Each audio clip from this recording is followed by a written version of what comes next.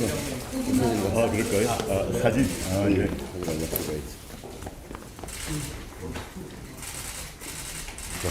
네. 네.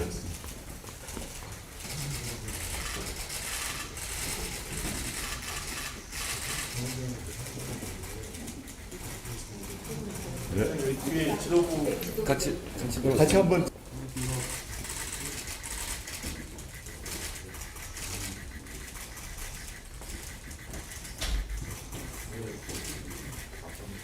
네, 좋습니다. 환영합니다. 감사합니다.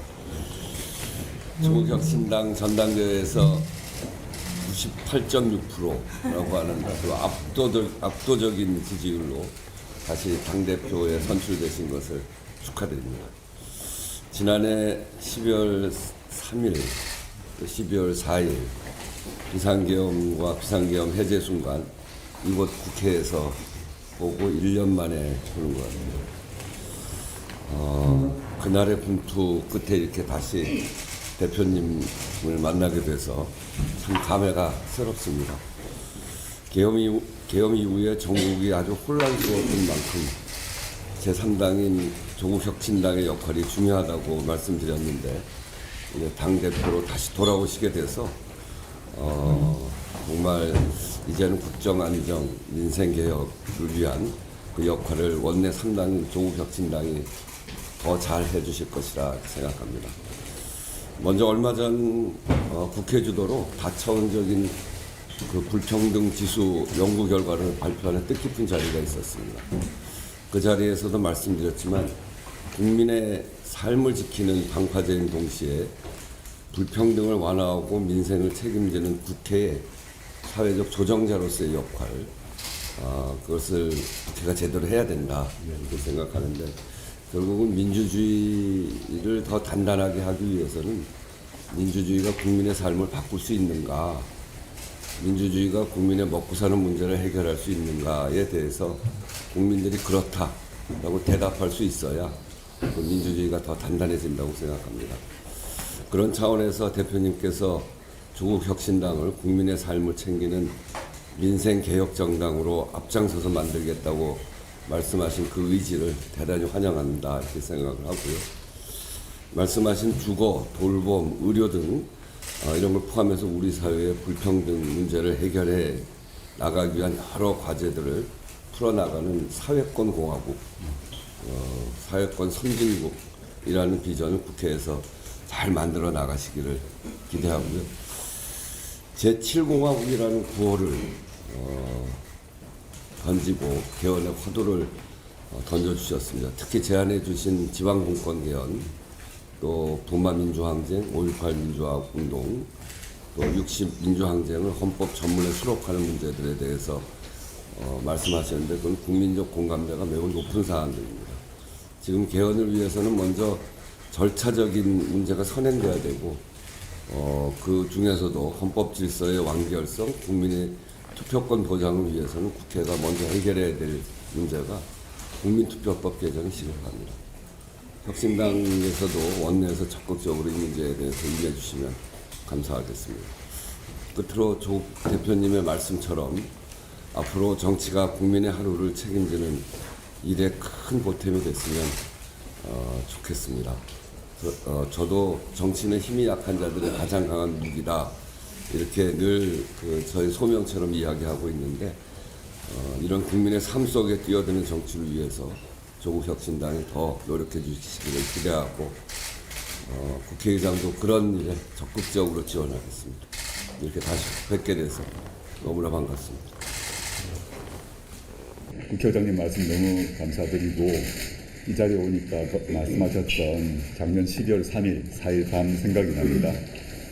저도 그 의장님도 본회의장에 있었고, 본회의장 바깥에서는 계엄군이 치고 들어오는 상황, 그 긴박한 상황이 새삼 떠오르고, 뵌 김에 이제 곧 12월 3일이 오는데 의장님이 주관하셔서 의미 있는 행사를 마련했으면 좋겠다는 생각도 들고요. 그리고 의장님께서 이제 월담을 하셨지 않습니까? 저는 월담하신 그 장소 밑에 표지석을 하나 세워야 된다 생각합니다.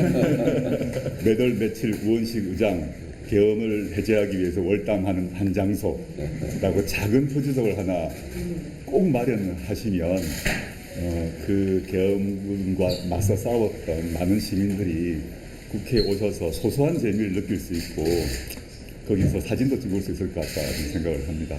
저도 꼭 그 표지석이 만들어진다면 그 앞에 저는 이제 월담을 하지 않고 운 좋게 당시 그 시점에 경찰에서 문을 열어줘서 걸어 들어왔습니다만은 의장님 그때 의장님에 이어서 저희 당의 차기훈 의원이 또 월담을 그때 같이 한 걸로 기억을 합니다. 네, 거기서 만났어요. 아, 만나신 거예요. 네.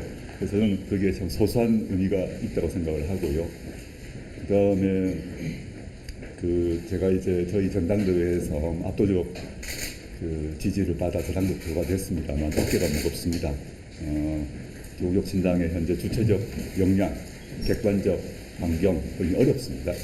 알고 있지만 저희 당원들이 저보고 책임을 지고 이 문제를 타개하라 이런 취지에서 아마 표를 몰아주신 게 아닌가 생각을 해서 제가 책임을 지고 하나하나 풀어나보려고 하고요. 의장님께서 말씀하셨습니다만은 제가 전당대 수락연설문에서 몇 가지 언급한 게 있는데 그 언급하신 이제 수락연설문 말고 아까 국회에서 이제 불평등 지수 발표하셨지 않습니까? 제가 아는 바로는 역대 국회에서 불평등 지수를 발표한 건 처음으로 제가 기억을 합니다. 그 연구 자체가 아주 매우 학문적으로도 정치적으로 의미가 있다고 생각을 하고 제가 사면복권대원하고 난 뒤에 일성이 내란 세력 제로, 극우 세력 제로, 불평등 제로였습니다. 그래서 저는 그 자료를 보지 못하고 불평등 제로를 외쳤는데 발표하셨던 연구 자료를 보니까 제가 고민했던 그 근거를 생생히 알 수 있어서 너무 기뻤고 향후 아직 내란이 완전 종식되지 않았고 극우 세력이나 내란 세력 역시 완전 척결되지 않았지만 거기 문제를 해결해야 하지만 궁극적으로는 불평등을 해소하고 국민들의 일상을 책임지는 그런 정치가 돼야 된다고 생각합니다. 그리고 두 번째로 말씀드리고 싶은 것은 의장님께서도 좀 전에 말씀하셨고 오래전부터 의장님께서 소신으로 강조하셨던 바가 두 가지 있는 것 같습니다. 하나는 이제 개헌 문제인 것 같습니다. 실제 개헌 특위가 마련되어 있지만 가동되어 있지 않고 국민투표법은 당장 벌써 개정되어야 하는데 국민투표법도 개정되어 있지 않은 상황인데 이게 왜 안 되는지 참 입법부의 그 역할 방기가 아닌가. 국민투표법 개정하라고 오래전에 이미 결정이 났지 않습니까? 그래서 개헌 관련해서는 의장님께서 과거 인터뷰 등에서 말씀하셨습니다만은 전면 개헌이 안 되는 원포인트 개헌이라도 빨리 하자라고 말씀하셨고 저는 그게 전적 동의를 하고 있습니다. 특히 6.3 지방선거 같은 경우는 특불이 민주주의를 강화하는 지방선거인 만큼 말씀하신 헌법 전문 개정 더하기 지방분권공화국을 헌법 1조에 명시하는 개헌 정도는 여야가 아무 의견차가 없지 않습니까? 그건 충분히 할 수 있고 국민투표법 빨리 개정하고 6.3 개헌 때 그 헌법 전문 개정 및 지방분권 강화를 규정하는 그런 헌법 1조 개정 정도는 얼마든지 할 수 있다라고 생각을 하고 그게 돼야 지금 같은 서울공화국 상황, 지역의 소멸, 고사 상황을 없앨 수 있다고 생각을 하고 당장 지금 이재명 정부에서 추진하고 있는 행정수도 문제 같은 경우도 헌법적 근거를 갖는다고 생각합니다. 그리고 하나 더는 의장님도 오랫동안 소신으로 말씀하셨지만 정치개혁 문제가 있는 것 같습니다.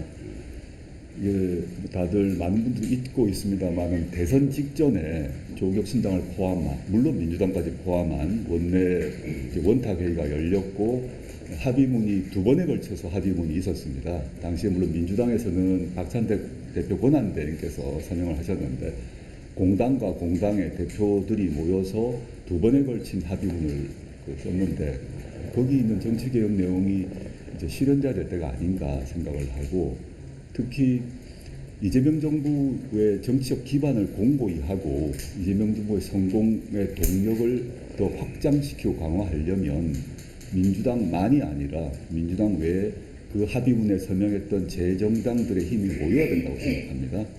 그게 현재 지금 뭐 민주주의라는 게 너무 당연한 겁니다만 다양하고 다원화된 게 민주주의 아니겠습니까?